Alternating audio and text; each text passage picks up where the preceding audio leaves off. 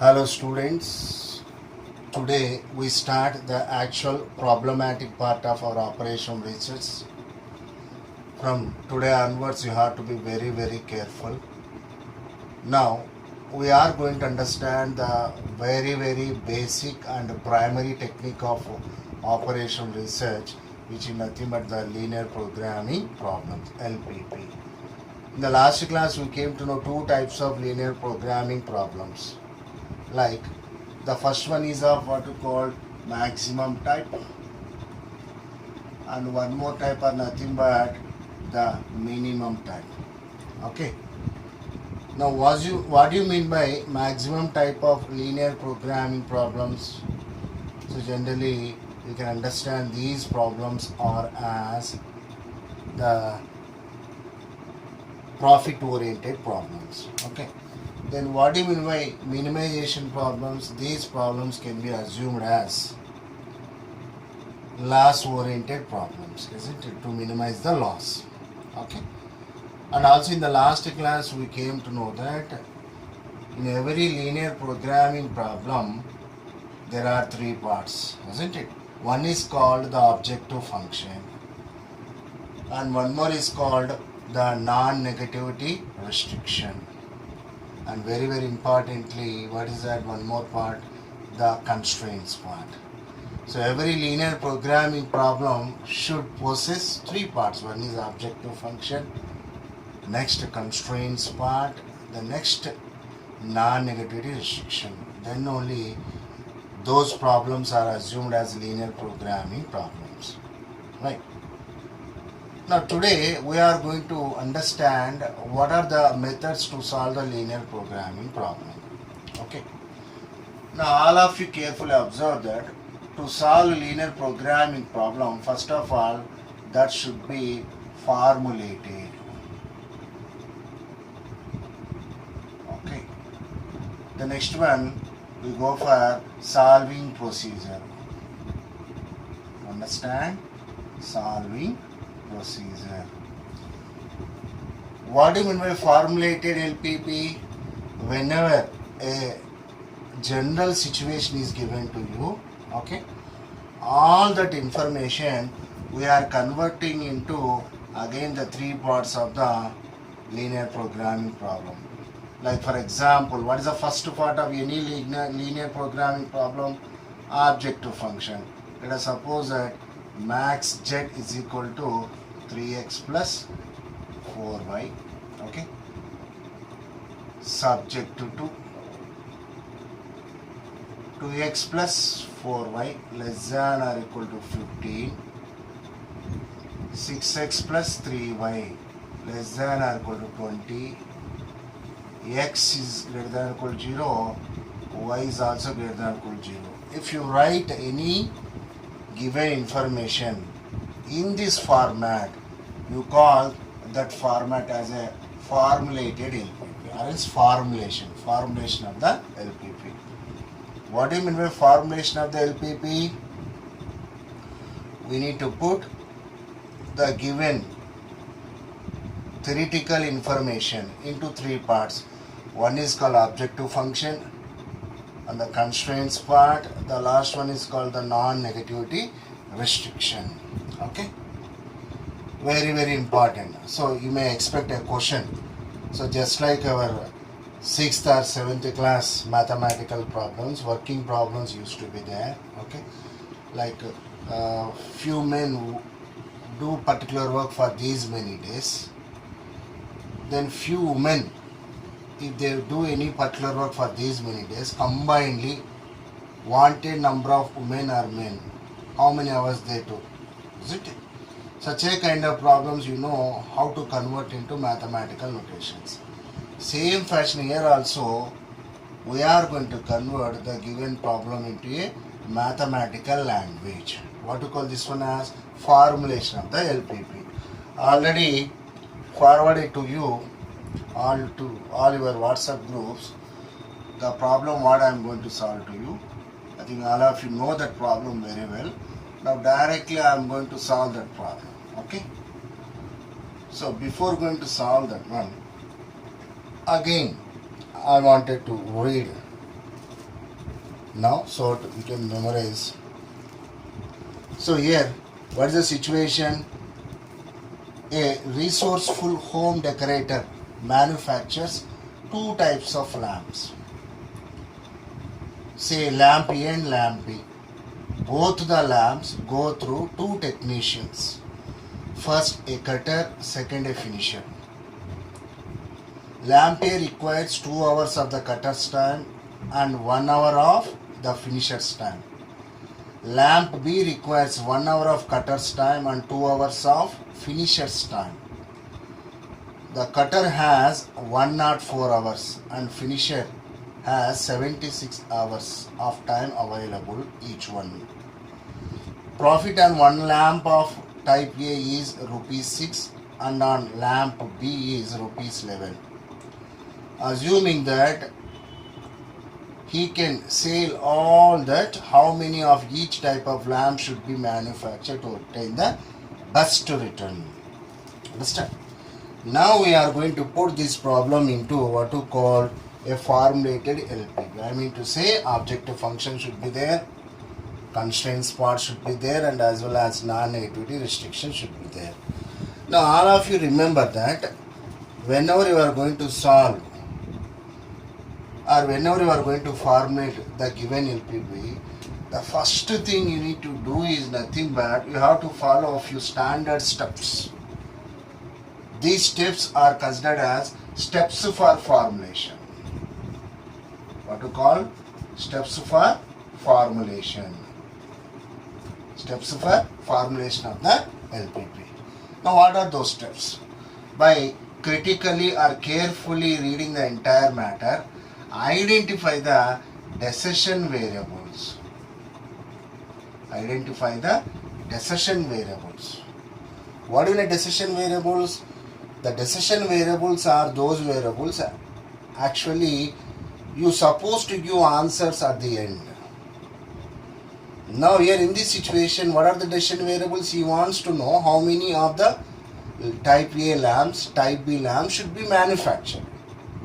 Hence, how many decision variables are there? 2 decision variables are there. Am I right? So let us suppose that you don't know before itself how many of the type A lamps should be manufactured. That you are going to represent by means of X. Same way, type B of lamps also you don't know how to manufacture. How many you need to manufacture? Let us suppose that I am going to denote by means of Y. Or X1, X2, Y1, Y2, any notation you can use here. So what is the first step you are doing? You are identifying what are the decision variables. Okay. Next, form the constraints part. Form the constraints part. Form the constraints part. What do you mean constraints? The constraints are nothing but the resources which are available in that factory. Strictly speaking, this is a production problem. Because here the entire situation is about production area situation. Okay? Like that marketing problems, or else what to call the cell development in a, let us say, what to call pharma industry also you can have the problem, chemical composition. So like that, we are based upon the information, we name that problem as a such a kind of problem. So here all production information is given, this falls under production problem. So what are the constraints are given? Here the constraints of what you call 2 candidates are given. One is cutter and one more is technician. That information you need to write. And the next one is write on the objective function. What do you call that? Objective function. That's all. Always remember that in 100 cases, 99 cases, objective function involves money terms. Expression will be found based upon the money. Understand? Very rare cases are there, you can put the objective function in different manner. So out of 100 cases, 99 cases, the objective function involves what? Money terms. So these are the steps involved as far as what to call the formulation of the LPP is concerned. Now just recall. So what we are discussing? We are discussing about, okay, the actual procedure of solving linear programming problems.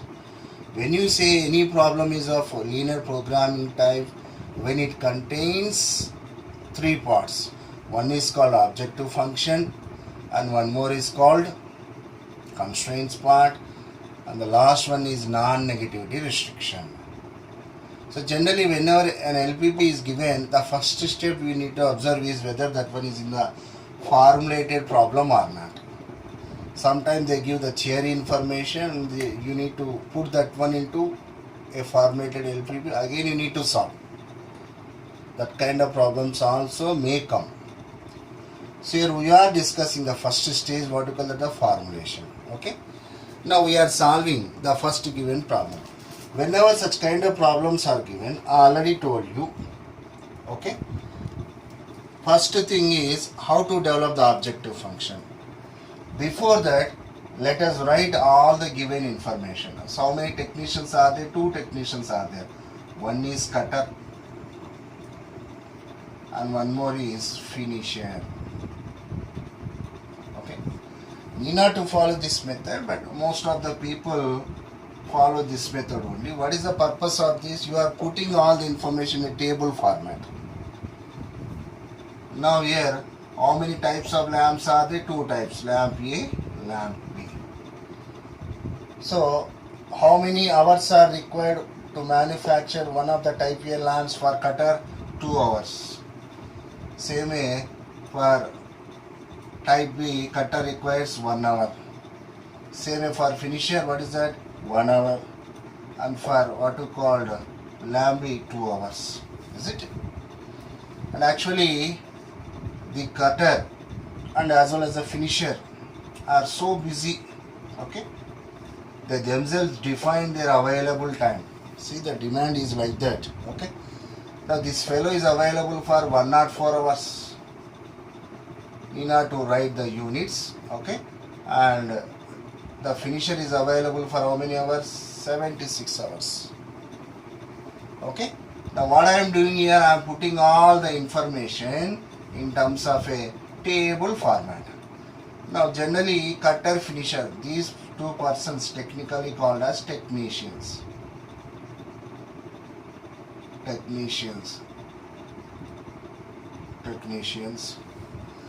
these are the products and availability of the time. And according to the given information, what is the profit of by selling one lamp of type A? 6 rupees.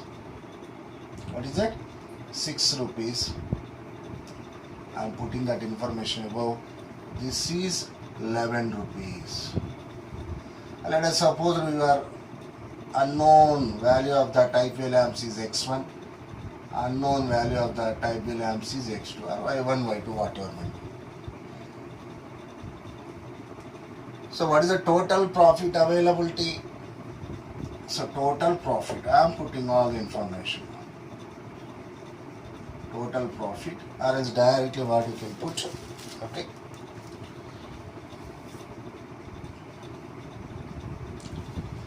So max Z, the formulation of the problem. Max Z is equal to, what is that? 6x1 plus 11x2. You have to maximize this profit. That's why the money term becomes what you call as your objective function. Okay, subject to 2. Subject to 2. Because by writing the information, every row of other information becomes your constraint part. So that's why this technique generally applied. So here, what is that? Cutter. Only cutter constraint. What is that? 2 hours x1 plus 1 hour of x2. Need not to write 1. Total hours available are 104. So you can produce by sparing 2 hours for one product of x1, 1 hour for x2, but total hours are available 104. So maximum hours you can work for in that particular company is 104. Possibility is there, you can work for less hours, isn't it?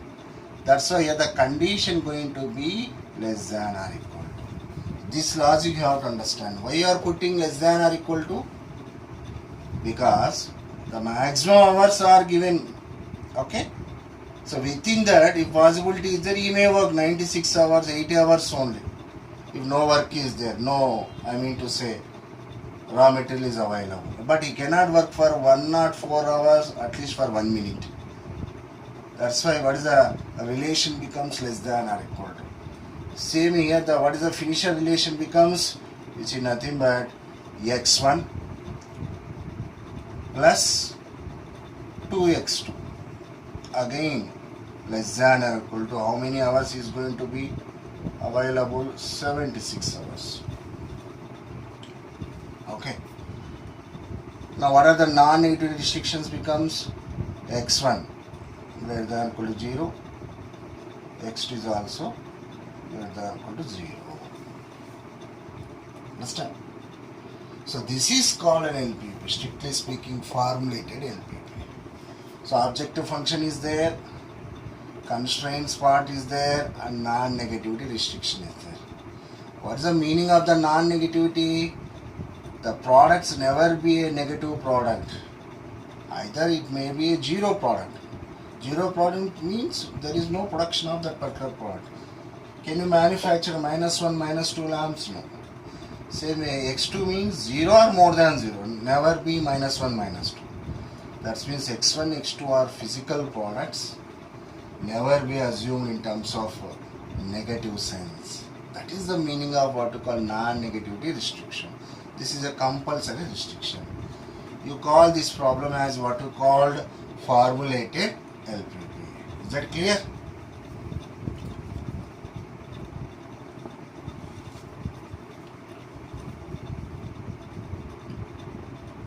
Okay. Now, after understanding the formulation of the LPP, now you go for the actual solving procedure of the LPP. Okay, very important discussion, this one. Please focus here.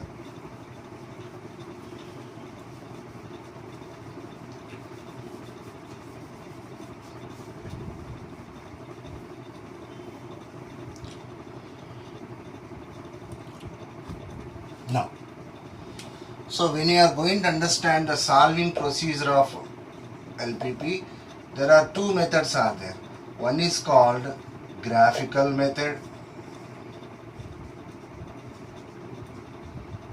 The second one is called simplex method, more powerful method. Simplex method. Now what do you mean a graphical method? Through the graph, if you are able to give answers for the decision variables, you call that graphical method. On the graph paper, you know very well. What is a simplex method? Simplex method is a manual method. On the paper you are solving in a step-by-step method. That is why these problems are also known as iterative procedure methods. Okay. Now, we are going to understand what is a graphical procedure. Whenever any linear programming problem is given, you have to follow these steps. Steps for what you call graphical procedure. Okay. What are those steps? Step 1. Okay. Equate all inequalities. Equate all inequalities. So in the constraints part, all information is called inequalities, isn't it? So all of them you need to equate by putting what you call is equal. That's it. Now identify the coordinates.